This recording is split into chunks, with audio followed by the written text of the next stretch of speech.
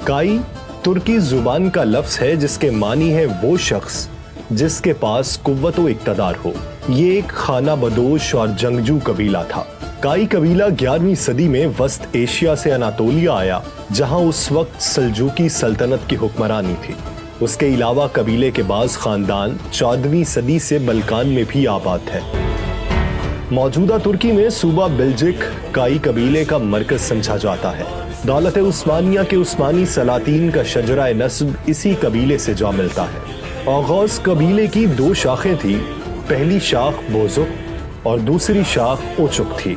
बोजुक की मजीद 3 शाखें थीं जिन्हें बोजुकलार कहा जाता था। उनमें औगौस खान के 3 बेटे गोन खान, आय खान और यल्दीज खान शामिल थे। ओचोक की भी 3 शाखें थीं जिनको ओचोकलार कहा जाता था। उनमें भी औगौस खान के 3 बेटे गो खान, दाग खान और दिनीज खान शामिल थे। उनमें से गो खान का कबीला गोक तुर्क के नाम से मशहूर था, जो चीन के करीब आबाद था। उसी के खानदान में से एक बच्चा तमूजन पैदा हुआ जो चंगेज खान के नाम से मशहूर हुआ और बाद में दुनिया का सफाक तरीन जंगजू कहलाया। कुछ तारीखदां इस बात को नहीं मानते। उनके बकौल औगौस खान मंगोल खान की नस्ल में से था। उसके किसी भाई की औलाद में से मंगोल कबीला आबाद हुआ और उस कबीले में तमोजन पैदा हुआ।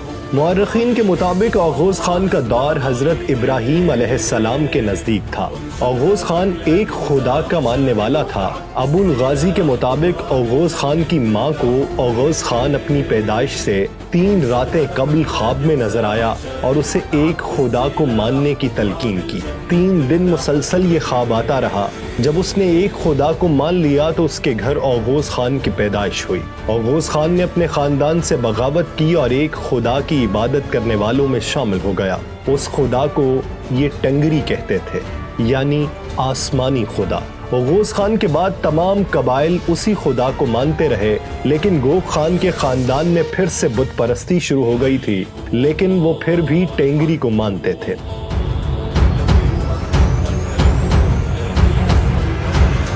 बोजोकलार की 3 शाखों में से एक गुनहान के 4 बेटे थे जिनके नाम पर कबाइल आबाद हुए। उनमें काई कबीला, बयात, अलकाओली और कराओली शामिल थे। तारीखदान अबुल गाजी के मुताबिक काई की मजीद 7 शाखें थीं। साचिकारा, कोर्तलो, केजलकेच, काराकेच, सारिकेच, हाजोल और आच्चेकीन शामिल थीं। आच्चेकीन में सत तर्कमान नस्ल चली जो आज तुर्कमानिस्तान में आबाद है। उनमें से काराकेच वो शाख थी जिसके अफराद ने तुर्क सल्तनत कायम की।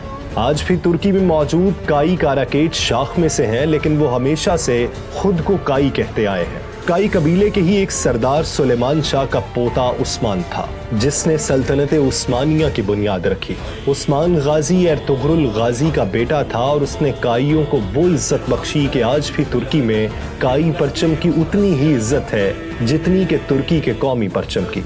काई कबीला एक बहादुर, जंगजू और ताकतवर कबीला था। चंद हजार खैमों पर मुश्तमिल इस कबीले के सरदार सुलेमान शाह थे। बाज़ मुअर्रिखीन के मुताबिक सुलेमान शाह के वालिद का नाम काया अल्प था। काया अल्प कबीले के सरदार थे। उसकी क़यादत में ये कबीला एशियाई कोचक के करीब मावरा नहर के इलाके में आबाद था। सरदार की वफात के बाद सुलेमान शाह कबीले के सरदार बने। उस्मानी तारीखदान रशीदुद्दीन के मुताबिक 11वीं सदी ईस्वी में यह कबीला वस्त एशिया से हिजरत करके अनातोलिया की जानिब आ गया। अनातोलिया में उस वक्त सुल्तान अजीजुद्दीन खलीज अरसलान की हुकूमत थी। सुलेमान शाह की क़यादत में यह कबीला अनातोलिया के करीब अहलत में खैमाज़न हुआ। अहलत से कूनिया की जानिब हिजरत के दौरान दरिया पार करते हुए सुलेमान शाह इंतकाल कर गए। उसके बाद उनके बेटे एर्तुगरुल कबीले के सरदार बने, जो सल्तनत उस्मानिया के बानी उस्मान अव्वल के वालिद थे। आज भी मशरकी अनातोलिया में काई कबीले के बहुत से आसार और कब्रें मिलती हैं। कबीले का सरदार बनने के बाद एर्तुगरुल गाजी अपने खानदान के साथ अर्जनजान चले गए, जहां सुलाज का रूम और ख्वारज़मीन के दरमियान जंग चल रही थी। एर्तुगरुल कोनिया के सुल्तान अलाउद्दीन के कुबाबाद अव्वल से जा मिले, जहां अलाउद्दीन की फौज ने कामयाबी हासिल की। उस कामयाबी के बाद अलाउद्दीन ने एर्तुगरुल गाजी को सोगोत का इलाका इनायत फरमाया।